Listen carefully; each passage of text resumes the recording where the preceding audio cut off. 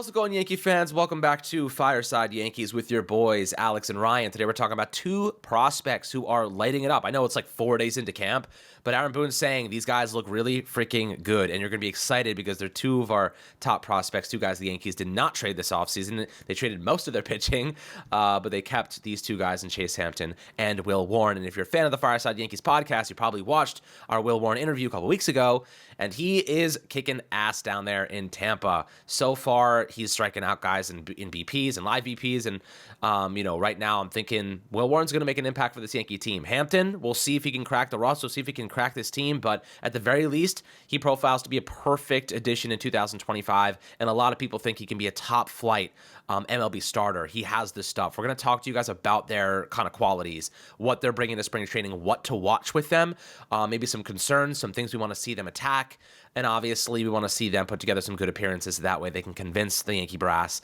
that they are capable of making a positive impact in the near future. So Ryan, before we dive into both these pitchers with tremendous upside, how do you today, my friend? I'm doing great. Getting an opportunity to talk about the Yankees pitching depth, it's awesome because end of the day, the Yankees, I know that their pitching, their rotation as a whole has a lot of question marks, and I don't think either of us are going to sit here and say that there aren't question marks. It's silly to have any concerns. There's concern with any pitching staff, and the Yankees in particular. They're relying on a lot of veterans who had injury-prone years last year, who, struggle at various points during the season to have rebound years, and whenever you're expecting your entire rotation to have positive regression, you're kind of taking a little bit of a risk, even if you really believe in the guys you have. But as it pertains to their minor league depth, they're going to be super important for what the Yankees do this year, because if their initial plan of having their guys rebound doesn't go as they expected, they're going to be turning to a Will Warren. You're going to be turning to a Chase Hampton. You're going to be hoping that your starting depth can get you through the season. And looking at Will Warren first and foremost, sinker sweeper, good changeup. It's a pitch that's gotten better. It's not like his primary pitch, but it's kind of the fifth pitch that's evolved with him.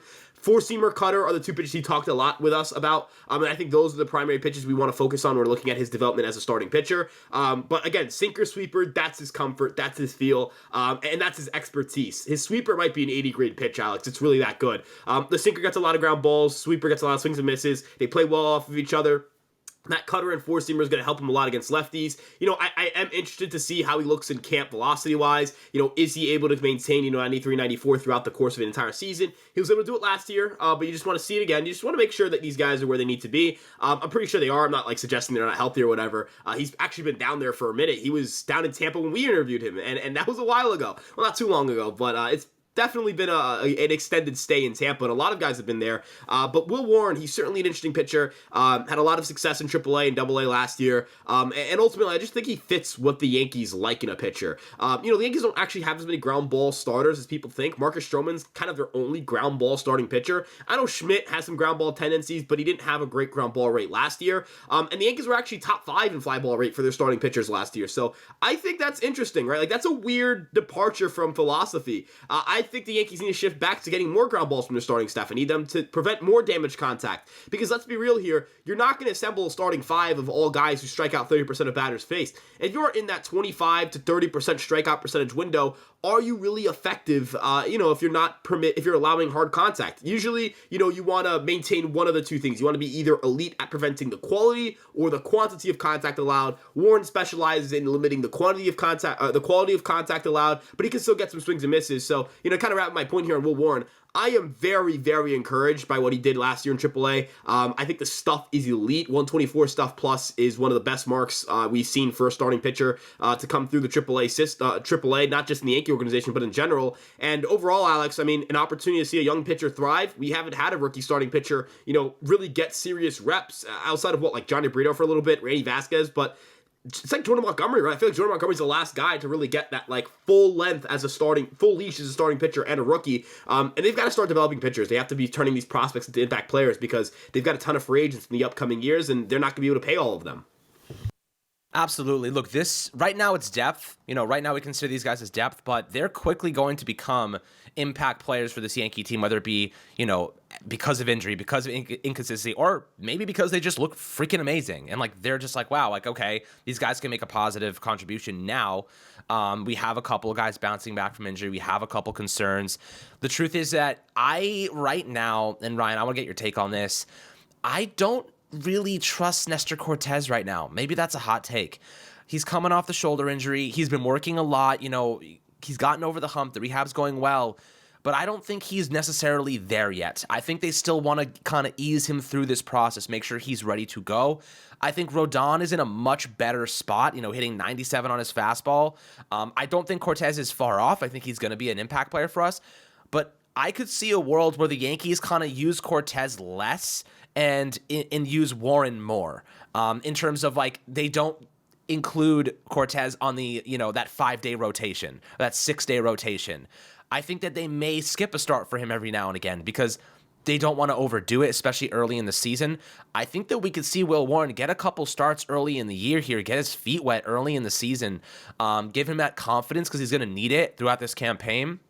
And Cortez, they may kind of take a more easy process with him. They may give him a week off, or they may not use him as maybe push his day back one, and just kind of rotate a little bit more efficiently. Do you think that's possible? Because right now, I just think it's in the best interest of the Yankees to ensure 100% health for guys like Cortez, guys like Rodon, and don't push it. Because I know they have to go through their programs and they're going to be ready and they need the innings.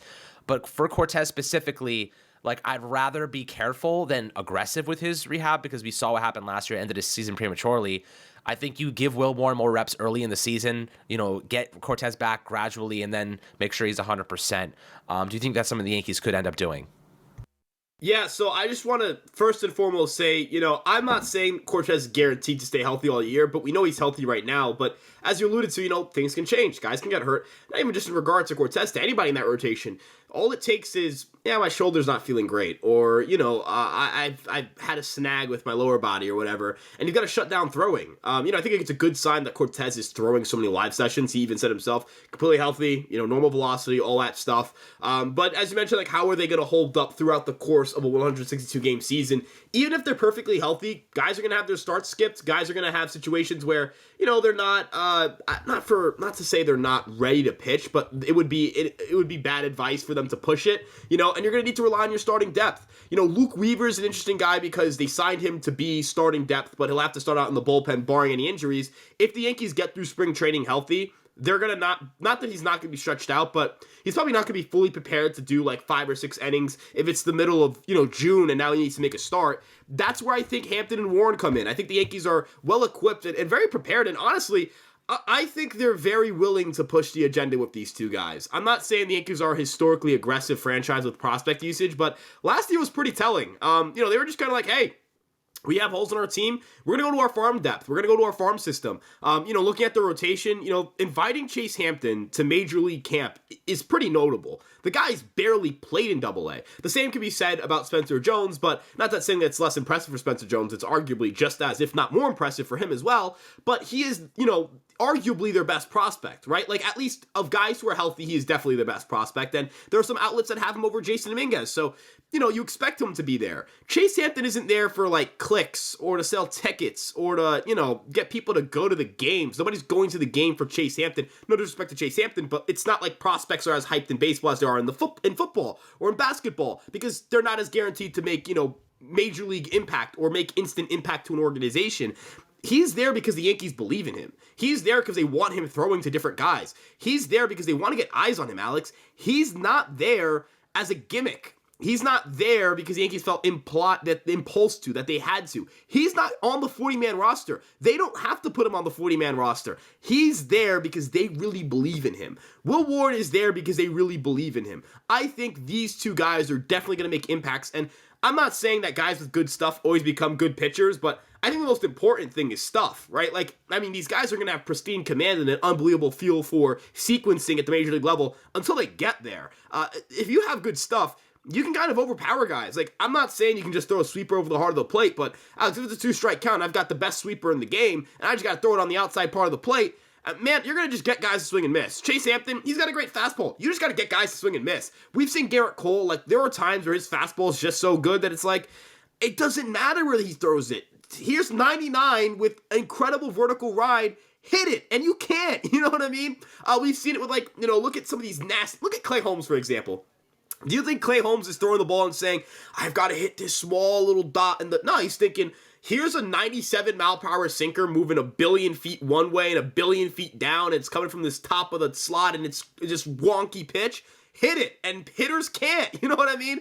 I'm not trying to simplify pitching and say that pitching is as simple as throw a really good pitch over the heart or in the strike zone. But for some guys, man, they're just so gifted and talented. They can fucking do that. Like, I'm not saying, again, like, I'm not trying to say command doesn't matter or finesse doesn't matter, but Alex, sometimes you can just say, here's 97, fucking hit it, and they can't. It's these pitches move in ways we haven't seen them move before, and I think that's why the Yankees have such a high grade on these guys, and that's why I think fans should be a little more excited about these pitchers. Yeah, I mean, I'm certainly excited. I think a lot of people are. And look, the Yankees are going to need some guys to step up, especially our youth. Guys like Volpe need to step up. Peraza needs to step up. You know, the list goes on. So we'll see how things progress. But we're excited about these two guys. We know you are too. We'll keep you guys updated on any further spring training news. As always, make sure to like and subscribe. And we'll catch you guys on the next Fireside Yankees episode.